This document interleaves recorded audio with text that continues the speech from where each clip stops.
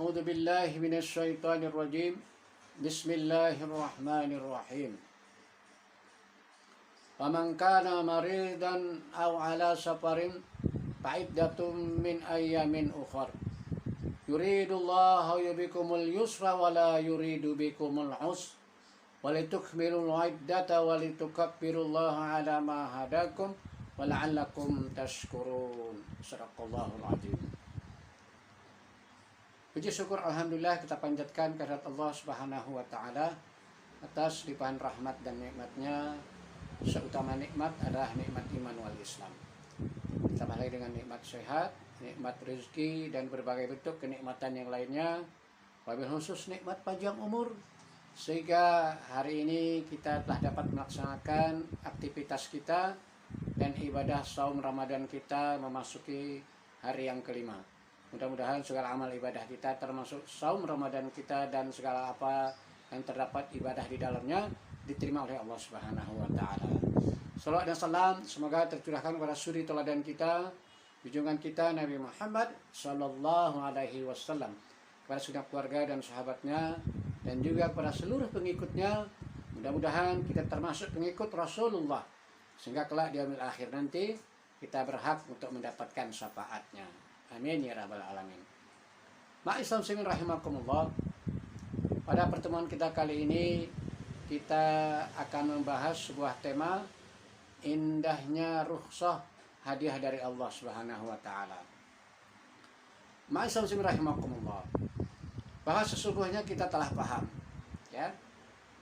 Maksud tujuan Allah menciptakan kita hadir di muka bumi ini adalah untuk beribadah kepadanya, sebagaimana yang terdapat di dalam Al-Quran surat Az-Zariyat ayat 56.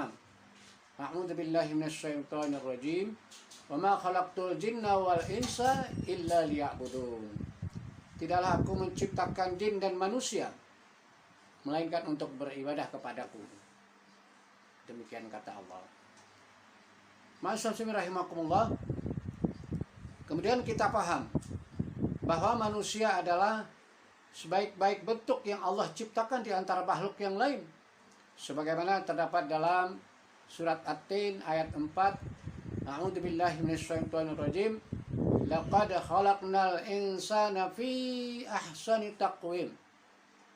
Sungguh kami telah menciptakan manusia dalam sebaik-baik bentuk. Maka dua nas ini tadi menjadi pijakan kita betapa kita selaku hamba Allah beribadah kepada Allah.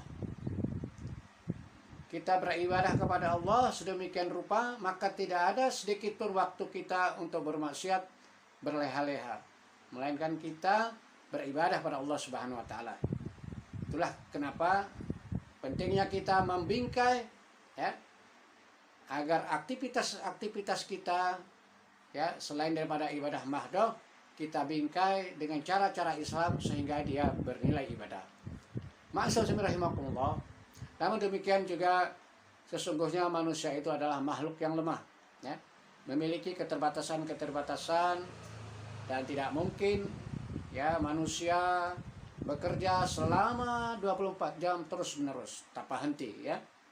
Nah, ma'asyiral rahimakumullah, khusus dalam al-ibadah, maka kemudian Allah memberikan rukhsah, ya, dalam hal ibadah tertentu. Ini adalah merupakan hadiah dari Allah Subhanahu wa taala. Apa itu yang dimaksud dengan rukhsah? Dalam khazanah fikih, bentuk kelonggaran dalam ibadah ini disebut rukhsah, yang secara bahasa bermakna keringanan atau kelonggaran, ya.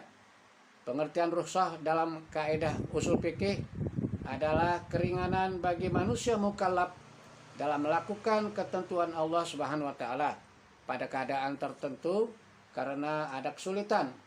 Beberapa ulama mendefinisikan rukhsah sebagai kebolehan melakukan pengecualian dari prinsip utama karena kebutuhan al-hajah atau keterpaksaan ad-darurah. Ma'asyiral rahimakumullah. Adapun dalil diperbolehkannya rukhsah di antaranya terdapat dalam Al-Quran surat Al-Baqarah ayat 173. A'udzubillahi minasyaitonirrajim. Innama harrama 'alaikumul maitata wad-dama wa lahmal khinzir wa ma uhilla bihi li ghairillah famanit turra ghaira baghi wala 'adin fala itsma 'alaih innallaha ghafurur rahim.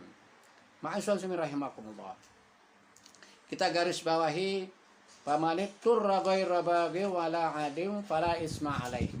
Ya, serangkaian ayat tadi adalah sesungguhnya diharamkan atas kalian ya memakan bangkai, darah, daging babi dan hewan-hewan yang disembelih bukan atas nama Allah. Ya, adapun orang-orang yang terpaksa memakannya, sesungguhnya dia tidak menyuikannya ya dan tidak berlebihan, maka tidak ada dosa baginya. Sesungguhnya Allah Maha Pengampun lagi Maha Penyayang. Baik, jemaah rahimakumullah. Maka kemudian ada beberapa rukhsah ya dalam ibadah ini ya. Selain yang tadi itu, maka dalam hal berpuasa kita telah paham betul bahwa berpuasa dalam bulan Ramadan itu adalah wajib. Namun kemudian Allah memberikan rukhsah bagi orang yang melakukan perjalanan atau safar ya, dan bagi orang yang sakit. Sebagaimana terdapat di dalam Al-Qur'an ayat surat Al-Baqarah di ayat berikutnya, "Faman kana minkum maridan aw ala safarin fa iddatum min ayyamin ukhra." Ya. Maka barang siapa di antara kalian dia sakit dan melakukan safar atau perjalanan, maka tidak ada salahnya bagi dia ya, bagi mereka untuk berbuka dan mengqadanya di hari yang lain. Baik, berikutnya adalah yaitu dalam hal berwudu. Kita tahu betul bahwa berwudu itu adalah dengan air yang taharah ya. Namun oleh satu hal di satu tempat terkadang kita sulit menemukan air ya. Sementara waktu sholat sudah masuk, maka kita mendapatkan rukhsah dari Allah ya. Berwudu yang tadinya mestinya dengan air, kita bisa bertayamum dengan tanah yang suci ya. Kemudian berikutnya adalah dalam masalah sholat manakala seseorang dalam keadaan safar.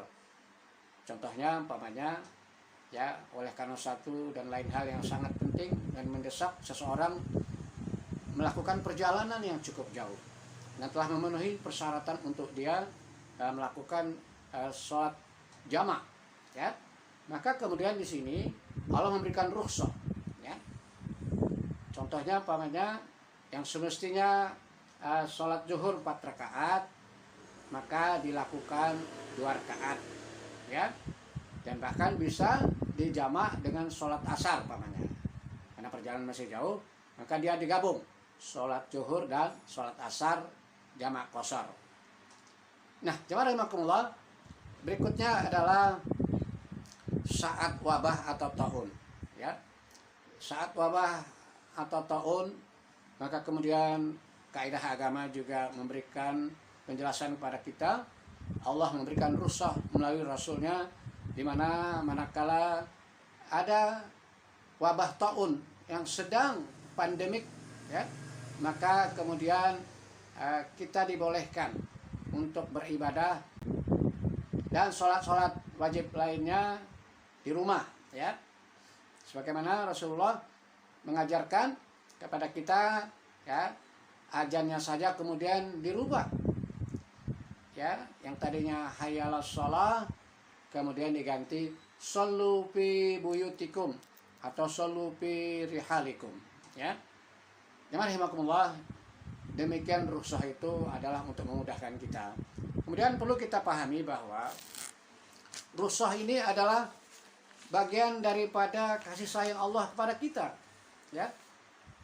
Allah senang bila keringanannya dikerjakan, sebagaimana yang terdapat dalam hadis Rasulullah an Abi Umar radhiyallahu anhuma qala Rasulullah sallallahu alaihi wasallam innallaha ta'ala yuhibbu an tu'ta rukhasuhu kama yakrahu an tu'ta maksiyatuhu. Rawahu Ahmad wa Ibnu Hibban. Yang artinya adalah Sesungguhnya Allah Ta'ala menyukai, mencintai, senang kepada orang yang mengambil rukhsahnya. Ya, sebagaimana Allah membenci orang yang berbuat maksiat kepadanya. Hadis ini diriwayatkan oleh Ahmad dan Ibnu Hibban. Jemaah rahimakumullah. Maka dengan demikian jangan sampai rukhsah yang Allah berikan kepada kita tidak manfaatkan.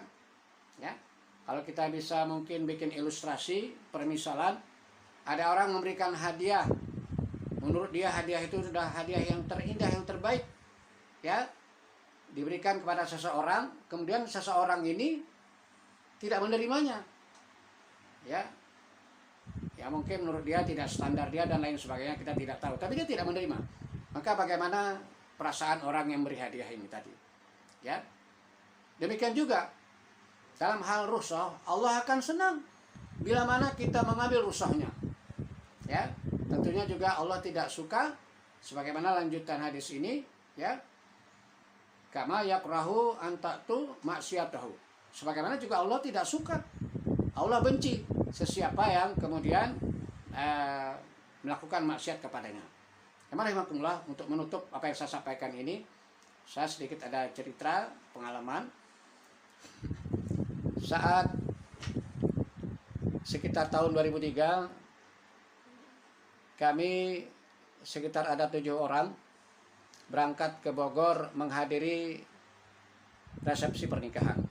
Ya, jemaah rahimakumullah, sampai kami di sana setelah menghadiri resepsi, masuklah waktu zuhur, kemudian kami mencari masjid. Ya, saat kami akan melakukan sholat, salah satu dari rombongan kami adalah Ustadz Dr. Abdul Jabar Majid MA. Ya, alhamdulillah kami bersama beliau waktu itu. Beliau mengarahkan, ya, beliau mengatakan kita akan sholat jamak qashar. Ya, jadi sholat zuhur 2 rakaat, langsung dibawa sholat asar 2 rakaat juga. Nah, ada salah satu di antara rombongan kami tidak mau, dengan mengatakan, untuk apa? Kan waktu asar masih jauh, masih bisa kita kerjakan nanti, kenapa harus kerjakan sekarang? Ya udah, terserah bagaimana, gitu kan. Akhirnya kami sholat, tapi dia kemudian sholat sendiri, sholat zuhur, kemudian asar tidak. Jemaah rahimakumullah, apa yang ingin saya sampaikan? Setelah kami masuk tol, ya, dan telah melewati rest area, dan selanjutnya tidak ada lagi rest area, ternyata jalan macet, ya. Karena saking macetnya, sampailah kami di tol barat itu sekitar masuk jelang sholat maghrib. Ya, kemudian begitu azan, kami putar kendaraan kami masuk ke Islamic Center Bekasi.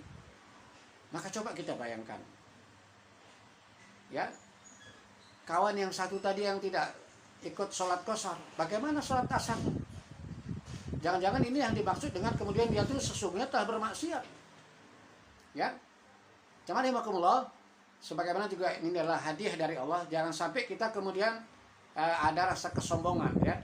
Ya, bisa jadi kita terjatuhnya sombong karena tidak mau menerima rukhsah dari Allah Subhanahu wa taala. Baik, jemaah rahimakumullah, demikian yang dapat saya sampaikan. Mudah-mudahan ada manfaatnya. Hadanallahu wa iyyakum ajmain. Subhanakallahumma wa bihamdika asyhadu an la ilaha illa anta astaghfiruka wa atubu ilaik. Assalamualaikum warahmatullahi wabarakatuh.